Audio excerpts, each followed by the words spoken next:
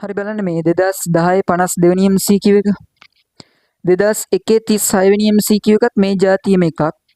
හැඩේ චුට්ටක් වෙනස් එච්චරයි. එකම concept එක තියෙන්නේ. හරි කියවලා බලන්න 2010 52.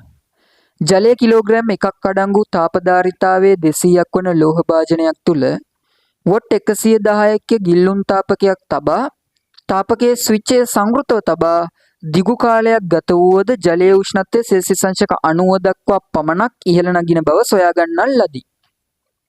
මේ දැන් සාමාන්‍යයෙන් හීටර් එකක් දාලා අපි බලාපොරොත්තු වෙන්නේ මොකද්ද? ඒ ජලයේ උෂ්ණත්වය ඉහළ නංවා ගැනීමනේ. සාමාන්‍යයෙන් ගෙදර නම් ඔය හීටර් එකෙන් ජලයේ උෂ්ණත්වය කීයට විතර ගෙනියනවද? දන්න තරමින් ආසන්න හිතලා කියන්නකෝ. 100ට විතර ගෙනියනවනේ. නටනකම් උණු කරගන්න පුළුවන් නේ අපිට. 100ට විතර ගෙනියනවනේ. ප්‍රශ්නයක් නැහැනේ. දැන් මෙතන තියෙන හීටර් එක ස්විච් එක ඔන් කරලා කොච්චර කාලයක් තිබ්බත් ඒ කියන්නේ ගොඩක් කාලයක් තිබ්බත් සෙල්සියස් අංශක 90ට විතරයිලු ගිහිල්ලා තියෙන්නේ. එතනින් එහාට ගිහිල්ලා නැහැලු. ඒ කියන්නේ ජලය නටලා නැහැ. එහෙම වෙන්නේ හේතුව මොකක්ද? එහෙම වෙන්නේ හේතුව මොකක්ද? මේ බලන්නකෝ. දැන් හීටර් එක විසින් මේ පද්ධතියට කිව්වේ ජලය සහ භාජනය කියන දෙන්නටම තාපය සපයනවනේ. හීටර් එක විසින් මේ ජලය සහ භාජනය කියන දෙන්නටම තාපය සපයනවා. තාපය සපයනකොට මොකද වෙන්නේ? මේ පද්ධතියේ උෂ්ණත්වය ඉහළ යන්න ගන්නවා. ආරම්භයේදී පද්ධතියේ ඉන්නේ කාමර උෂ්ණත්වයේ. හීටර් එක විසින් මේකට තාපය සපයනකොට මේකේ උෂ්ණත්වය කාමර උෂ්ණත්වයට වඩා වැඩි වෙන්න ගන්නවා. කාමර උෂ්ණත්වයට වඩා මෙයාගේ උෂ්ණත්වය වැඩි වෙනකොට මොකද වෙන්නේ? මේ පද්ධතිය විසින් බාහිරට තාපය හානි කරන්න ගන්නවා. මම ඒක Q හානි කියලා ගන්නවා. බාහිරට තාපය හානි කරන්න ගන්නවා. හීටර් එක විසින් පද්ධතියට සපයන තාපය මම Q සපයන කියලා ගන්නවා. Q සපයන කියලා ගන්නවා.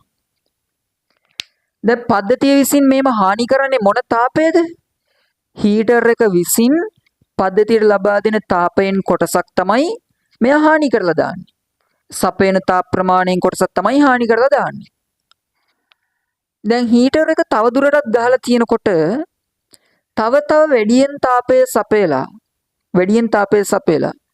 තව වැඩියෙන් උෂ්ණත්වය ඉහළ යනවා. තව උෂ්ණත්වය ඉහළ යනවා. තව උෂ්ණත්වය ඉහළ යනකොට මොකද වෙන්නේ?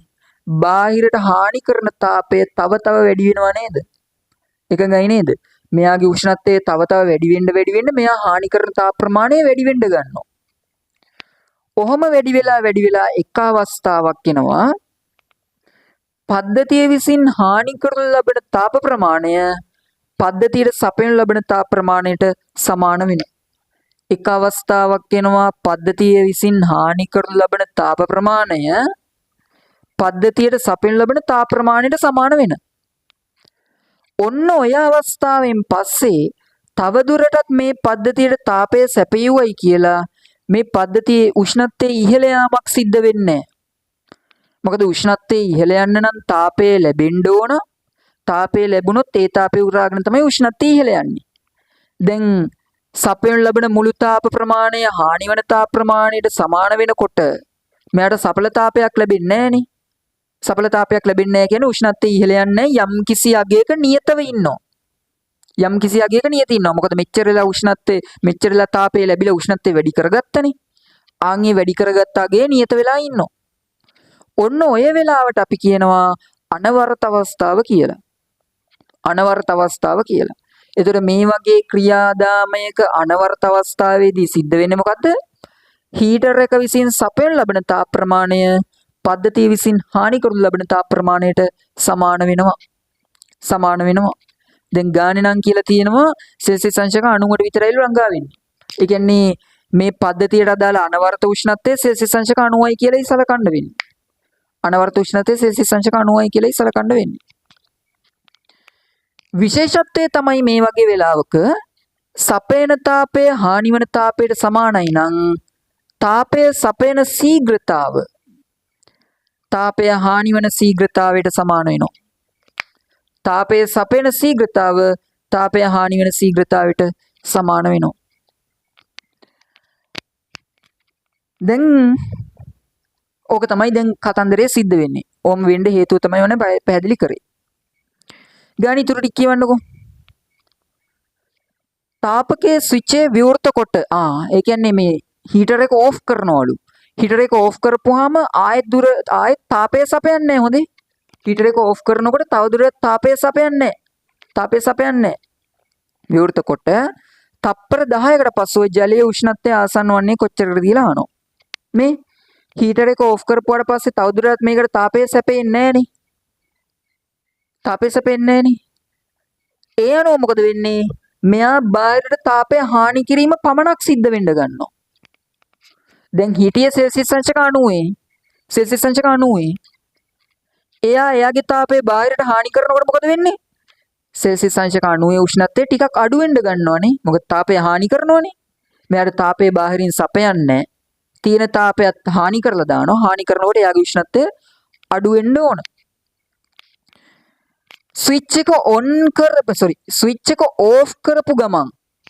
ස්විච් එක ඕෆ් කරපු ගමන් තව දුරටත් තාපය සපයන්නේ නැති වුණාට මේ හානි කරනු ලබන තාප ප්‍රමාණය එහෙම නැත්නම් තාපය හානි කරන ශීඝ්‍රතාවය ඉස්සෙල්ලා තාපය සපයපු ශීඝ්‍රතාවයටම ආසන්නව සමාන වෙනවා. ස්විච් එක ඕෆ් කරපු ගමන් හොඳේ. ස්විච් එක ඕෆ් කරපු ගමන් තව දුරටත් මේකට තාපය සපයන්නේ නැති බව ඇත්ත. නමුත් හානිවන තාප ප්‍රමාණය එහෙම නැත්නම් තාපය හානිවන ශීඝ්‍රතාවය අර ස්විච් එක ඔන් කරලා තියෙනකොට තාපය සපයපු ශීඝ්‍රතාවයටම සමාන වෙනවා. එතකොට ස්විච් එක ඕෆ් කරපුවාම තාපය හානිවන ශීඝ්‍රතාවය ලියන්න පුළුවන් මට තාප අඩුවීම බෙදීම ගත වූ කාලය කියලා. තාප අඩුවීම බෙදීම ගත වූ කාලය කියලා. දැන් ස්විච් එක ඕෆ් කරපු ක්ෂණිකව තාපය හානිවන ශීඝ්‍රතාවය තාපය සපයන ලබන ශීඝ්‍රතාවයට සමානයි. තාපය සපයන ලබන ශීඝ්‍රතාවය කියන්නේ මොකද්ද? තාපය සපයන ලබන ශීඝ්‍රතාවය කියන්නේ හීටර් එක විසින් ජලයට තාපය සපයන ලබන ශීඝ්‍රතාවය. ඒක අපිට දීලා තියෙනවා. වොට් 110යි කියලා. වොට් 110 කියලා. එහෙනම් ආරමර ස්විච් එක ඕෆ් කරපු මොහොතේදී Q dot හානි කියන එකනත් වොට් 110යි කියලා ගන්න පුළුවන්. ආසන්නව වැරද්දක් නෑ ඒක. යනවා වොට් 110 සමානයි හානි වූ තාප ප්‍රමාණය බෙදීම ගත වූ කාලය. දැන් කොච්චර කාලයක් ගත වෙලාද? තප්පර 10ක් ගත වෙලා.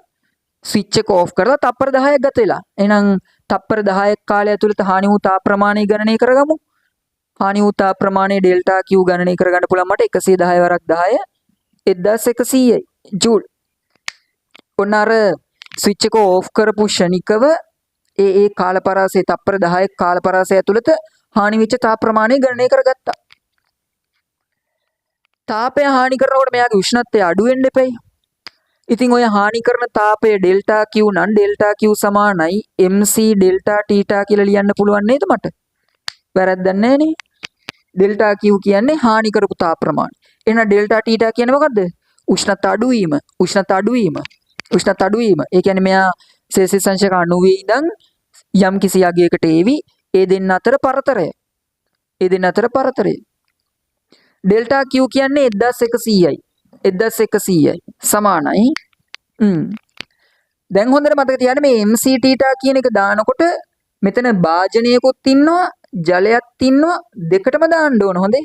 දෙකටම දාන්න ඕන. ජලයට දාමු. ජලයේ ස්කන්ධය කිලෝග්‍රෑම් 1යිලු. එහෙම නේද? ඔව් මුලින්ම කියලා තියෙනවනේ. එයාගේ විශිෂ්ට තාප ධාරිතාවය 4200යිලු. පොදුවේ දාන්නම් දෙන්නටම ධන. භාජනයේ තාප ධාරිතාවය දීලා තියෙනවා 200යි කියලා. භාජනයේ තාප ධාරිතාවය දීලා තියෙනවා 200යි කියලා. ඩෙල්ටා තීටා දෙන්නටම පොදුයි. හරි. තේරුණා නේ මේ කරපු එක මේ ජලයට වෙනම MC තීටා දැම්ම මේ MC තීටා ජලයට. ඊට පස්සේ භාජනයට වෙනම S තීටා දැම්ම මේ S තීටා. තේරෙනවනේ? MC තීටා ධන S තීටා කියලා තමයි ඔය දැම්මේ. ඒක තමයි මේ තියෙන්නේ. තේරෙන්න ඕන දැන් ඒවා. ඉතින් දැන් සුළු කරලා ඩෙල්ටා තීටාව හොයාගෙන ඉන්නකෝ. 4200 එකෙන් ගුණ කරපුවම 4200යි. ඒකට 200ක් එකතු වුණාම 4400යි. 1100 සමානයි 4400 ගුණ කිරීම ඩෙල්ටා ටීටා කියලා එනවා. 0.2 කැපුණා 11න් කපන්න පුළුවන් 1යි 4යි කියලා. ඒ අනුව ඩෙල්ටා ටීටා සමානයි 1 බෙදීම 4 කියලා එනවනේ. 4 මෙහෙට ගෙනපුවාම 1 බෙදීම 4 කියලා එනවා. 1 බෙදීම 4 කියන්නේ 0.25යි සෙල්සියස් අංශක. ඔන්න මට එනවා අර තප්පර 10ක කාලය ඇතුළත උෂ්ණත්ව අඩුවීම. ඉතින් තප්පර 10ක කාලයේ ආරම්භයේදී හිටිය 90 නම් 10ක කාලය ඇතුළත මෙච්චරක උෂ්ණත්වයක් නෙමෙයි මෙච්චර උෂ්ණත්වයක් අඩු වෙලා තියෙනවා නම් අවසාන උෂ්ණත්වය කොච්චරද? මේකෙන් මේක අඩු කරන්න. හරි. 90න් මේක අඩු කරන්න. 90න් 0.25ක් අඩු වුණාම කොච්චරද? 89.75යි සෙල්සියස් අංශකනේ. ඒ අනුව පද්ධතිය අවසාන උෂ්ණත්වය මෙච්චරයි. උත්තරේ බලන්න කීයද? 1 නෙමෙයි sorry 5 තමයි ගන්න වෙන්නේ.